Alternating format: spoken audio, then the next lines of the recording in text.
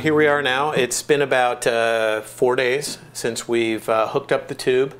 We've had a pretty good blowover from the yeast action that took place, and at this point we're ready to take off this big blowover tube and put on a smaller airlock. And the reason we do that is there's quite a few reasons.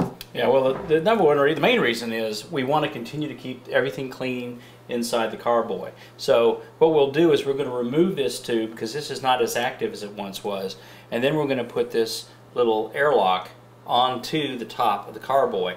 And if you can see, there's a little plastic section in here, and it floats in the water. And the reason it does that is it keeps the outside atmosphere from getting into the carboy. It's very easy to do. Just pop this off, put on your new airlock. Gosh, that was pretty tough, Kevin. It is. Yeah. Beer brewing is so easy, anyone can do it. We can do it. The hardest part is we still have to wait just a little bit longer. Just a little bit longer, and this bad boy is brew. So the next stage is we're going to let this thing sit here for a few days until the bubbles will stop being so active. We're at the point where we're ready to show you now the process of kegging, okay? And unfortunately, our regular beer is not quite ready.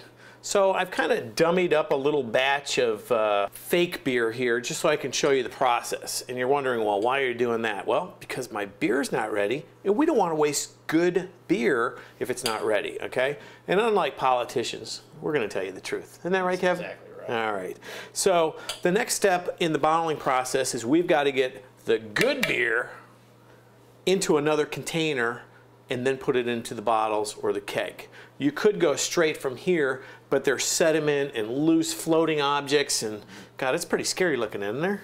Well, what'll happen is as the yeast works its magic, there'll be byproduct that'll come down at the bottom, and you'll see it floating down here.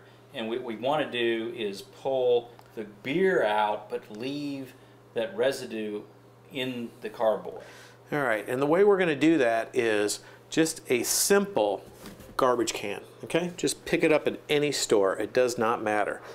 And make sure it's white, okay? And it's plastic. That way you can make sure it's clean and you don't see scratches that could cause bacteria to get in there, even if it's temporary. The plastic trash cans about this size makes the best way to transfer beer into the can, okay? And the way we're going to do that is we've got a siphoning little apparatus. And of course, we can get this where now, Kevin? Homebrew headquarters, Richardson, Texas. All right, or any other homebrew place, okay? But what you're going to do is you're going to stick this into the beer. All you're going to do is pull up on it once, push down on it, and voila! Beer is now flowing into the can, okay? Now, once we do this, it'll take a few minutes, and once the beer is there, about the last 1 inch or 2 inches, we don't want to transfer that because that's the bacteria, or not bacteria, the yeast and the sediment of fermentation. Yeah, and it's just stuff you don't want in your beer. So once we get to that point, we're going to pull it out and we're done. Now we're going to take all the clean, fresh beer here, and that's what we're going to put in the bottles of kegs. All right, we're now at the final stages. We're going to take this beer that we've put into this basket. The best way to do it is you bring out the mama keg, okay? 5 gallons, 1 easy dump. Now you have beer for a whole party. Or you can keep it in a little kegerator refrigerator, or if your in-laws like it, you leave them at their house. But who would want to visit their in-laws? So leave it at your house in a kegerator. It's the best way. I can put directly in here 1 fill, 1 pour. I use carbonation, and I'll show you that in a minute. But I can drink it the next day. A little different than the regular kegs you're going to get at your parties, the 29 gallons or 15 gallons. And these are a little different. They're easier to get. And you can get it at all your homebrew supply places like Homebrew headquarters in Richardson, Texas. There you go. So anyways, we're going to show you now how to fill this. What we're going to do is we're going to put it into the keg. Go ahead, Mr. Kevin, and give me a nice little up and down action on that. And there you go. As you can see, we are now filling the keg. Once this keg gets filled, we're going to show you the carbonation step. And the easiest way to do that, and probably one of the only ways to do that, is you want to get yourself a canister. with a meter gauge. We're going to put CO2 in here so we can get a first charge in here, and then we're going to seal it, okay? But we need to make sure everyone thinks about cleaning. Yes, you're right. That is important. And these kegs are kind of tricky. There's little pieces and parts that go on, and all of them need to be taken apart. There's long parts too. And you can see. So what you need to do is take it all, clean it up, make sure they're all sanitized. Put your iodine in your water, mix it all up, and get it nice and clean. And then, then what you got is you got the top to your keg. You're going to put this in here. Not yet. Now, we're going to seal it, okay? That's how you seal it. But before we do that, let me give you an important step, okay? You want to first put your CO2 onto your keg.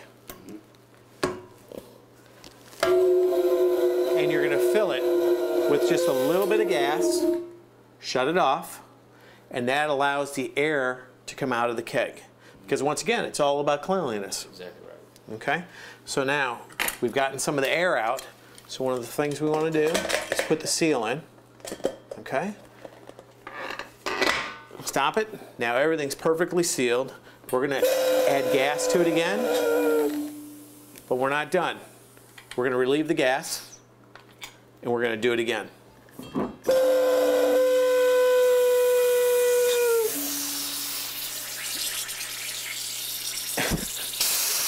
And we're going to leave that gas again. We're going to do this a multiple times of about 3 or 4 times. It gets the air out. Make sure you've got a good seal. And then what we're going to do is we're going to turn the gas on, and we're going to fill it up until it's completely filled with gas. And we're setting it at about 10 or 12 psi. After that, we're going to remove the gas.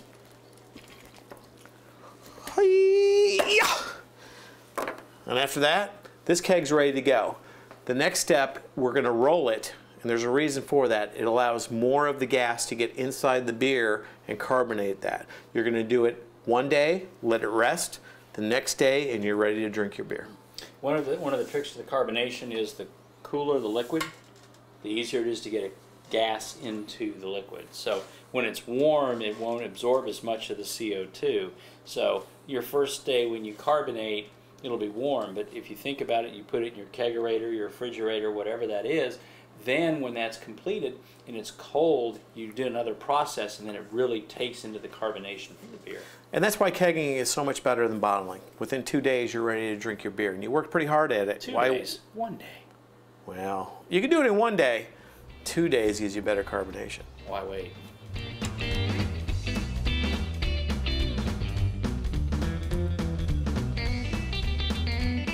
So we'll set the canister on the floor, and as you see, we're rolling it. And the reason that we're rolling it is it's agitating the top of the liquid, and that allows the CO2 easier access into the liquid.